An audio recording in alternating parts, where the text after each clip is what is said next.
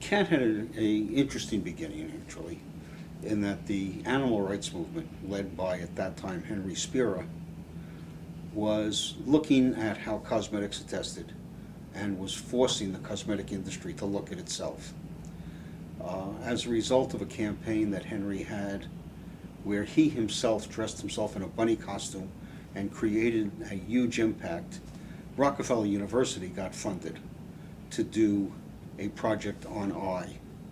The rest of the cosmetic industry said, what should we be doing that would make the most sense, and can we actually get out of animal testing? The person that headed their senior board at the Cosmetic Industries Trade Association was a man named Bob Worsfold, who worked with Estee Lauder. And he came to D.A. Henderson and said, could you help us? D.A. contacted myself and Gareth Green, the chair of the department, and the three of us laid out a plan that would bring CAAT forward. That plan, hatched 25 plus years ago, actually is the same one that we follow today.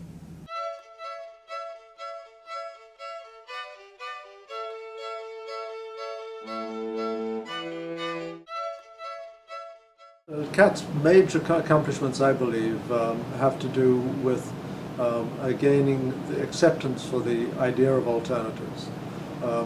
Back in 1983, when CAAT was established, there was very little acceptance on alternatives. In fact, I remember in 1987 at the first retreat that the advisory board had, one of the industry scientists said at that meeting, he said, you know, when we first provided the funding, we felt this was just a PR exercise. But he says, today I've got to tell you that I now recognize this is a real scientific initiative, and I'm very excited about where this is going. So CAAT really brought that whole notion of the 3 R's alive for industry in particular, and over the years has been sort of engaging with the academic community on this issue. Some academics had a little less comfort with the idea than others, but by and large CAAT has made alternatives respectable. The 3 R's were developed by Bill Russell and Rex Birch in what has to be called their classic book, The Principles of Humane Experimental Technique. The R's, the 3 R's, are replacement, reduction, and refinement. Replacement is really self-explanatory. Can you replace an animal experiment with a non-animal experiment? Be that computer or tissue culture or other mechanisms like omics. Those are all replacement alternatives. Reduction actually is much bigger than the word reduce, because it is, can you reduce the number of animals to an appropriate number that does not compromise the experiment? So it's not just can you reduce it, but can you reduce it in a way that doesn't jeopardize the science?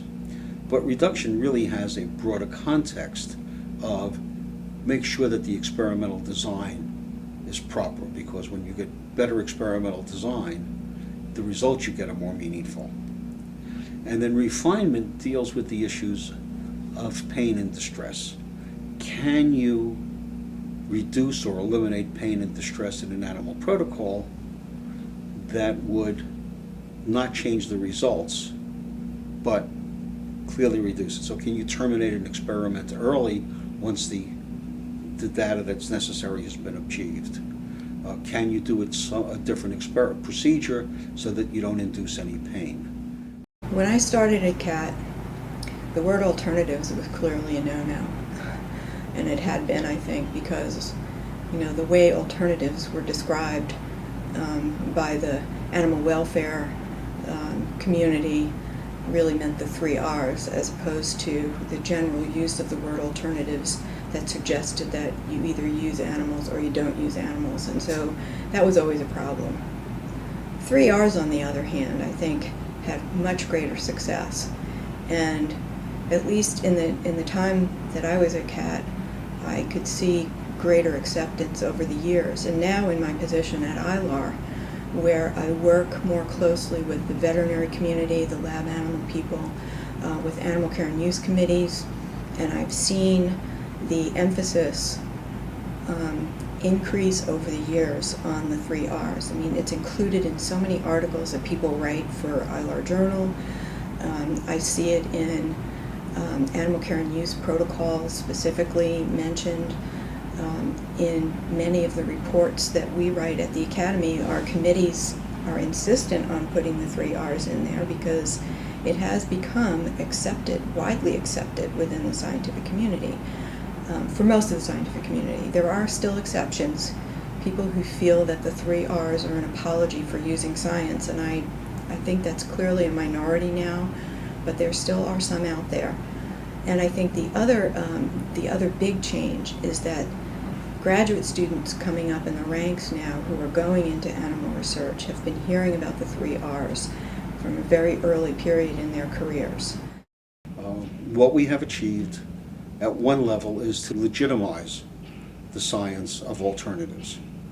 And that's a huge step, because now if you go to a toxicology meeting or any science meeting, the number of companies that are out there that provide in vitro services or the biological material for in vitro studies were not there 25 years ago.